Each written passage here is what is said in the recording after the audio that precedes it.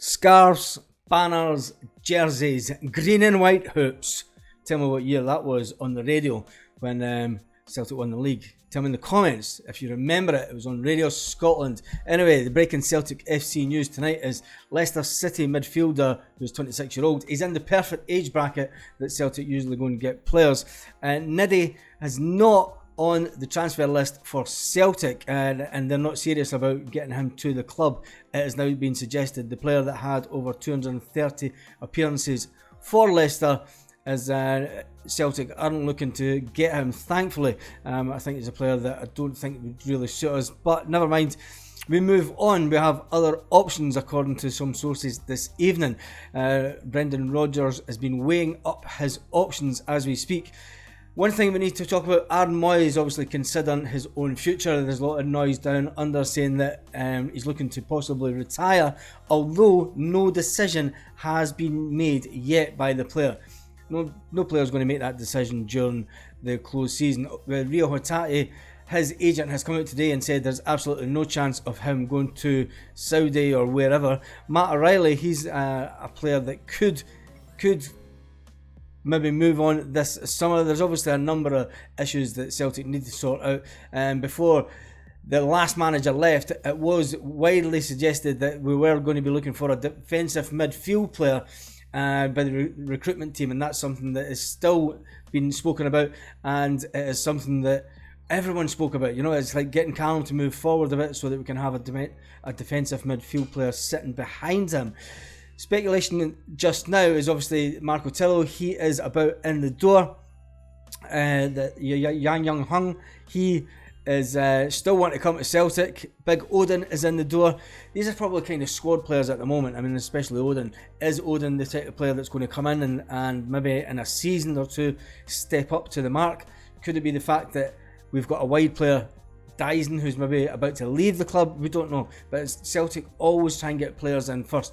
They did the exact same when they brought in Alistair. And they brought in Alistair because they knew that we were losing a player over to Germany. The fact that we have got these players in suggests there will be movement out. The manager has said that he's not losing any sleep just yet when he talks about players moving on. He says he's not losing any sleep about players going down to Spurs. He says, I don't worry about that. Kyogo obviously is the one player that everyone's talking about, but there is a Celtic legend who said, the breaking news is wait a minute, Celtic fans, have you seen Joe Hart's Instagram? Joe Hart this afternoon put out a picture of the big lovely dude himself back in the gym. Nearly time to go again, the picture says. Obviously, that's fantastic. He's had his break, he's had his holiday, and a lot of these players are that professional. It's not like the old days where they would just go on a bender for the whole summer. These players will get back in the gym and make sure that their fitness is at the right level before they start pre-season training. You've got to remember, he is only still 36-year-old. He's raring to go for the new campaign, going by his nearly time to go statement.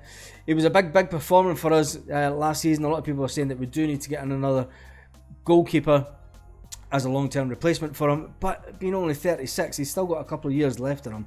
He does only have that 1 year left on his contract at Celtic, but it's a prominent role that he had, and let's get started the next season as far as I'm concerned. Big man that was at Celtic. John Hart's an absolute quality of a legend of a guy. He's been talking about the size of budget that Celtic have this summer, and he says they need real quality at centre half. We all agree with that, because even though Startfelt has been playing good and he did have a good season and he grew, that partnership with him and Big Carter Vickers was good. Starfelt did have the odd passer to it, and there's no height. You know, we need somebody with we need a big centre half, a big Bobo Baldy type player to come in and partner with CCV. As far as I'm concerned, John Hartson says that we need somebody at the back that has a bit of height. We also need to bring in somebody up front that is an even bigger goal scoring threat than Kyogo. Wow. He says that Celtic have a world class striker in Kyogo, but I'd still be looking for another centre forward. He says they're not cheap, but strikers can take you up the league tables and win you trophies. He says I would still, I've said it before on this channel, I would love to see Celtic playing 2 up front. We would absolutely annihilate teams playing 2 up front. But it's just whether they can go to a 3-4-1-2. You know, it's whether the manager would do that. We do have he did score 7 goals last term, and it's 7 goals for that return, considering he only came in the January. And you've got to remember, he didn't speak a word of English, and we're not sure if he actually speaks any English as yet. But the fact that he came in and he managed to score 7 goals, it's a lot better than a player that we let go that cost quite a bit of money. And in fact, he's maybe due back this summer, isn't he? Anyway, Carl Starfelt, is he the ideal partner for Carter Vickers? That's what I put out to you tonight in the questions. Tell me in the comments, who could we get in that is a big, powerful defender to sit there with CCV?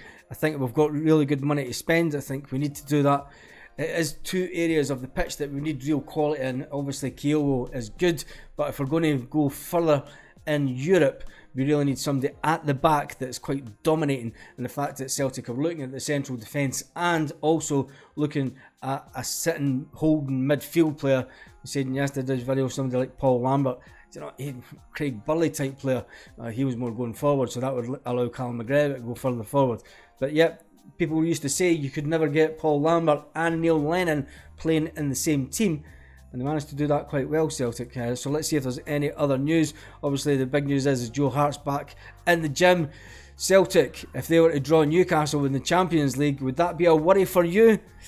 I don't think so. I think Newcastle getting into the Champions League is a bit of a default. I've got a big issue with the European setup the way it is, and the fact that a team like Newcastle, who has won nothing, done nothing, and you know, they basically bought themselves into the Champions League. It's not good.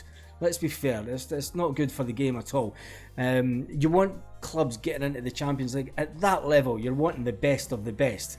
And are Newcastle really the best of the best down south? I don't think so. I think they've maybe had one lucky season. They'll probably get found out, as generally what happens down there. Do you know what I mean? There's clubs, look at Leicester a few years ago. Leicester won the thing and now they've been relegated. So, anyway, let's move on. Postecoglou will not be coming for Celtic players, it has been said. Also, as he doesn't want to hurt his legacy.